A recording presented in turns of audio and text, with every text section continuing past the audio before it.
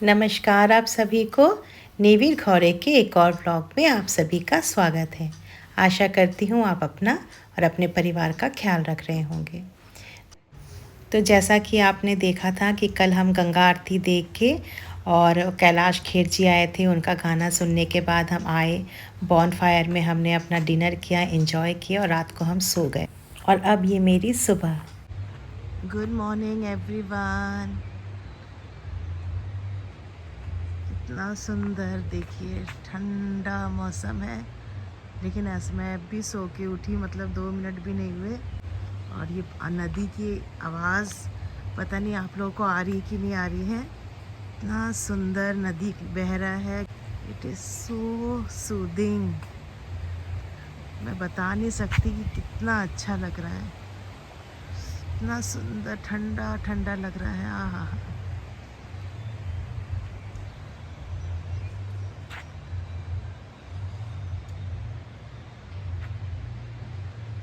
ये वाला मेरा भाई और पापा, इसमें मैं, मेरी भाभी और खुशी। मैं सब बताऊंगी आपको कि कितना अच्छा है ये रिसॉर्ट। नदी जाने का रास्ता।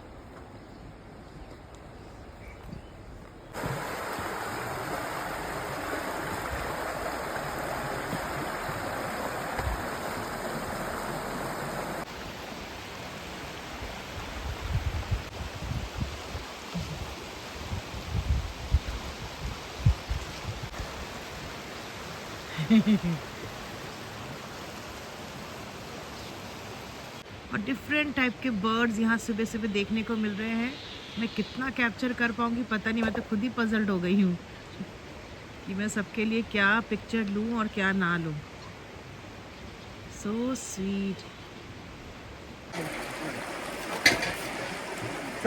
नेचुरल कलर की है ना, इसलिए देखो, ये देखो, ये देखो, दिख रही है कितनी फिश। ओ गॉड, वो आह आह करके बुलाया तो वो आ भी गई। इनकी आदत है वो। यस। अच्छा, किरे जूली, जूली मैम की तरफ देखो। जूली, मैम की तरफ। जूली बाबू। जूली। जूली को खूब इंटरेस्ट फिश को देख के। जूली भी कितनी लकी है कि ऐसे जगह पे है, प्रकृति में, इतनी सुंदर प्रकृति के बीच में। यहाँ पे गंगा आरती करते हैं हर मंडे को। हाँ, गंगा आरती करते हैं मंडे को, हर मंडे को करते हैं। अच्छा। हाय, मैंने आपको दिखाया कि वो बंदा फ़िश को दाने खिला रहा था, तो वो बता रहा था कि ऐसे वो नहीं आते हैं। जब वो आके बोलती है आ, वो बोलता है आह आह, तो वो सारी फ़िश, मैंने देखा भी अपने आँखों से, वो सारे फ़िश उसके पास आ गए और उनसे उसको दाना खिलाया। तो ये बोल रहा था कि मैं भी गांव चला गया था मैडम 10 दिनों के लिए, तो मैं आके देखा तो मेरी जो मोटी मोटी फ़िश हो गई थी, किसी ने उनको पकड़ लिया, क्योंकि वो देसी फ़िश है। तो बोलता मेरा कर्म है इनको खिलाना, और जिनको पकड़ना है वो पकड़ते हैं। तो देखिए, ये फ़िश, छोटी छोटी जीव जंतु का इंसानों से ज़्यादा इनके पास दिमाग होता है कि वो भी इंसान पहचानते हैं। कभी कभी हमसे, कभी कभी क्या, हमेशा ही हमसे इंसान पहचानने में गलती हो जाती है, लेकिन ये इंसान पहचानते हैं। और वो देखो, मैं और मेरे भाई सुबह गए, कितनी देर तक वहाँ बैठे, क्योंकि वो हमको पहचानती नहीं है, तो वो नहीं आई, हमको एक भी फ़िश नहीं दिखा। और देखो वो आके आहा बुलाया तो सैकड़ों मछलियाँ उसके पास आ गई, उसको खिलाया, दाने दिया, और दाने खाई और फिर छुप गई। उसने अंडे दिए हुए हैं। तो वही बोल रहा था कि जो तालाब वगैरह की मछलियाँ होती हैं, वहाँ तो कई तालाब के अंदर पेड़ पौधे होते, मिट्टी होती है जो फ़िश खा सकती है, बट यहाँ तो इनको पास खाने की उतनी चीज़ें नहीं होती हैं, पत्थर है। और ये जो पानी है वो ऊपर झरने से आ रहा है, एकदम सुबह सुबह का जो पानी होता है, वो बोल रहा है कि थोड़ा गर्म होता है, जैसे जैसे गर्मी बढ़ती वैसे ठंडा होता है, ऐसा बोल रहा था। तो बहुत ही अच्छा लगा मुझे यहाँ पे। और सच बताऊँ तो इतनी सुंदर प्रकृति को कोई छोटे से कैमरे में थोड़े ना पकड़ के किसी को दिखा सकता है, या कितना भी पिक्चर क्लिक कर लो, कितना भी वीडियो ले लो, ये जो खूबसूरती है, ये जो सुंदरता है, ये जो नेचुरल चीज़ें हैं, और ये जो फीलिंग हो रही, ठंडी ठंडी हवा मुँह पे लग रही है, इसको आप कैसे कैमरे में लेकर किसी को दिखा सकते हो। तो सच में, और इसकी रिसोर्ट वर्थ है। रूम भी साफ़, वॉशरूम वगैरह बहुत साफ़, सब कुछ बहुत। और यहाँ के लोगों का, मैं तो पहाड़ों में रही हूँ, यहाँ की लोगों की हॉस्पिटैलिटी, यहाँ के लोगों का अपनापन, कुछ बात है इसमें। जब हमारे वहाँ पे लोग स्टील सिटी में रह के स्टील जैसे बन गए हैं, और यहाँ पे देखो तो लोग बहुत सॉफ्ट अच्छे, कल रात को ऐसा खाना खिला रहे थे, ऐसे सर्व कर रहे थे, ऐसे बोल रहे थे जैसे हम उनके घर के मेहमान हों। बहुत अच्छा। सुबह का ब्रेकफास्ट करने के बाद हम निकल गए हैं 2 पवित्र नदियाँ अलकनंदा और भागीरथी को देखने के लिए देवप्रयाग। और बहुत एक्साइटमेंट है मुझे कि कैसा होगा। सुनना तो मैंने बहुत कुछ था, हालांकि मैं ऋषिकेश आई हूँ पर पहले कभी नहीं देखी। अभी हम जिस जगह में आए हैं उसका नाम है देवप्रयाग और यहाँ पे 2 नदियों का संगम होता है, एक है भागीरथी और एक है अलकनंदा। ठीक है, तो अब मैं आप लोग को दिखा रही हूँ, तो आप देखिए दोनों के कलर का डिफरेंस। और जो भागीरथी है वो शांत है और अलकनंदा जो है वो स्पीड में जा रही है। देवप्रयाग में संगम का नज़ारा अद्भुत है। आप स्पष्ट रूप से देख ही सक रहे हैं कि भागीरथी और अलकनंदा कैसे एक होकर गंगा का निर्माण कर रही हैं। सचमुच अद्भुत दृश्य है और दोनों नदियाँ एक साथ जा रही हैं, बट ऐसा भी नहीं हो रहा है कि इसका रंग इसके साथ मिल जा रहा हो। दोनों स्पष्ट आप देख पा रहे हैं कि दोनों के कलर बिल्कुल पैरेलल जा रही हैं और दोनों के कलर बिल्कुल अलग अलग हैं। और इतना सुंदर दृश्य है कि जो सचमुच में नेचर को पसंद करते हैं वो इस चीज़ को फील कर पाएंगे कि ये कितना सुंदर दृश्य है। ये दोनों नदियाँ अलकनंदा और भागीरथी देवभूमि उत्तराखंड की जीवन रेखा है। अलकनंदा बद्रीनाथ से उत्पन्न होती हैं और वो अपने साथ हिमालय की ठंडी हवाओं और शुद्ध जल का सौंदर्य लेकर आती हैं। और दूसरी ओर भागीरथी नदी जो है वो उद्गम गंगोत्री ग्लेशियर से होती हुई आती है, जिसे गंगा का पवित्र स्रोत जो है माना जाता है। दोनों नदियाँ देवप्रयाग में मिलकर गंगा का रूप लेती हैं। इतने देर से हम ऊपर से देख रहे हैं तो हमको लगा कि चलो हम नीचे जाके कम से कम माँ को टच तो करें। और हम अपने साथ 2 बॉटल्स लेकर आए थे जो हम गंगा जल अपने घर लेकर जा सकें, तो इसके लिए नीचे उतरना पड़ेगा। तो यहाँ से हम देख रहे हैं कि बाप रे, लोग इतने छोटे छोटे दिख रहे हैं, इतना नीचे कैसे उतरें। तो पता चला कि एक यहाँ पे ब्रिज है जिसके सहारे हम नीचे उतर सकते हैं। तो ब्रिज से शॉर्टकट भी हो जाता है। तो फिर हम ब्रिज से होते हुए, और बिल्कुल ऐसा भी नहीं था कि बहुत चढ़ाई है और बहुत तकलीफ़ हो रहा है, ऐसा कुछ। देखिए जैसे लग रहा है ना ये कितना नीचे है ये नदी, बहुत हमको तकलीफ़ होगा जाने में और चढ़ने में, ऐसा कुछ भी नहीं है। जब आप यहाँ आएँ तो नीचे ज़रूर उतरें।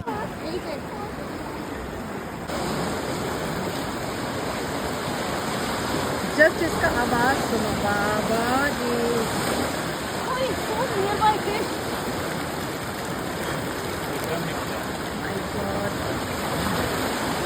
This beauty is beyond explanation. We can't describe it. जब आप यहाँ पर आएँ तो अपने साथ एक ड्रेस लेकर आएँ, या तो फिर कैप्री टाइप का कुछ पहने, क्योंकि कपड़े गीले हो जाते हैं तो सारा दिन हमको फिर वैसे ही रहना पड़ता है।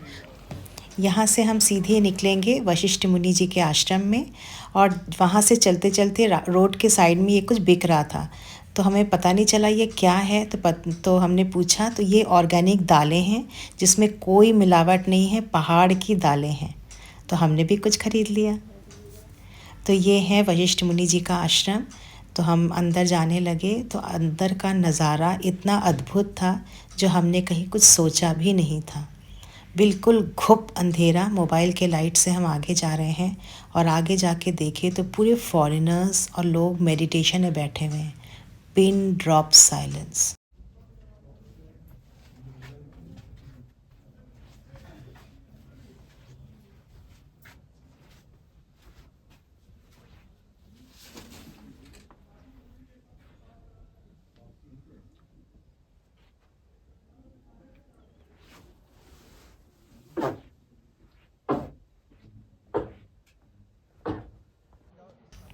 जब हम एकदम आश्रम के घने अंधेरे जगह से जब हम बाहर उजाले की तरफ आए तो ये क्या, जैसे लग रहा है कोई स्वर्ग का रास्ता तो नहीं खुल गया। बहुत ही सुंदर, एक जैसा लग रहा था जादुई दरवाजे से होते हुए एक जादुई नगरी में हम पहुंच गए हों।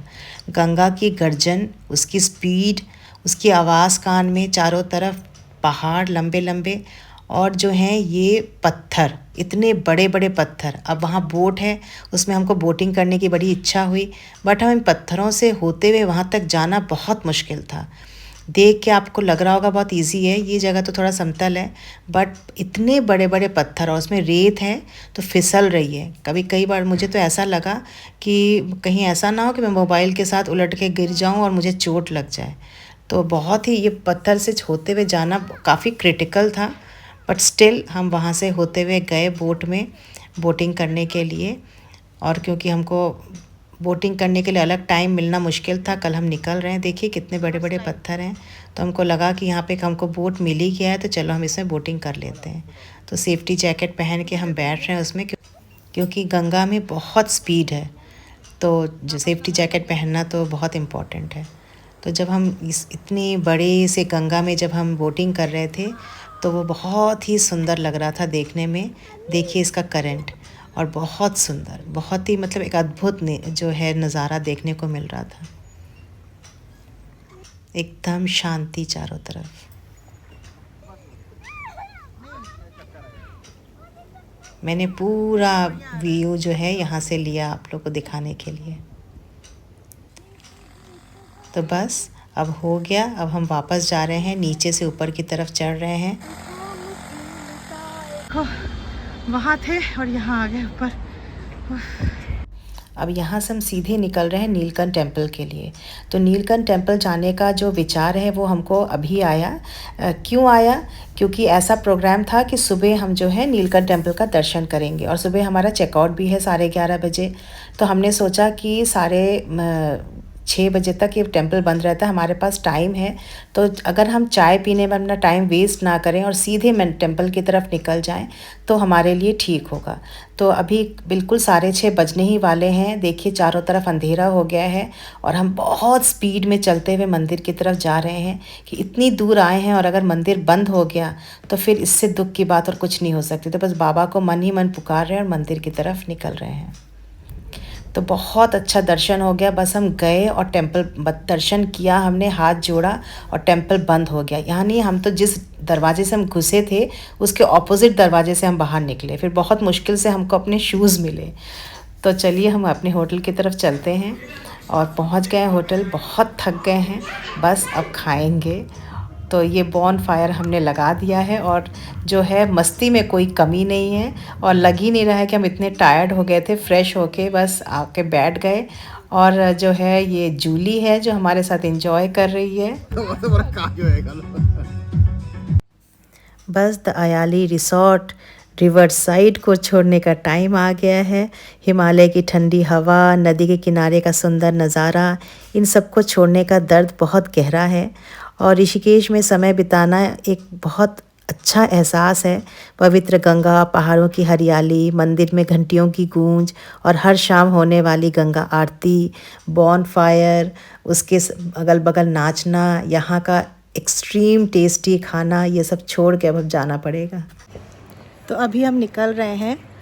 मन थोड़ा सा अच्छा नहीं लग रहा है क्योंकि यहाँ का जो एटमॉस्फेयर था बहुत ही अच्छा था, बहुत ही फ्रेंडली था और ऐसा वातावरण तो लेकिन जाना तो पड़ेगा ही।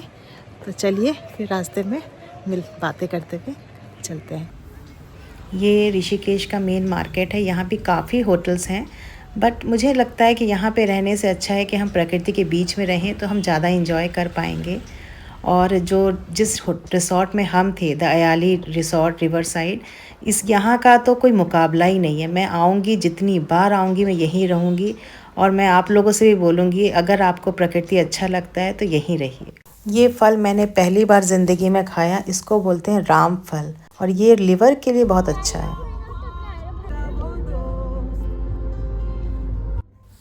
बस हम गुड़गांव में एंट्री कर चुके हैं और यहाँ पे आते ही जो है जाम लगा हुआ है और गाड़ी के हॉर्नों की, जहाँ वहाँ चिड़ियों की आवाज़ सुनाई पड़ रही थी, नदियों की कलकल की आवाज़ सुनाई पड़ रही थी, गंगा का गर्जन सुनाई पड़ रहा था, तो यहाँ पे गाड़ियों का हॉर्न सुनाई पड़ रहा है।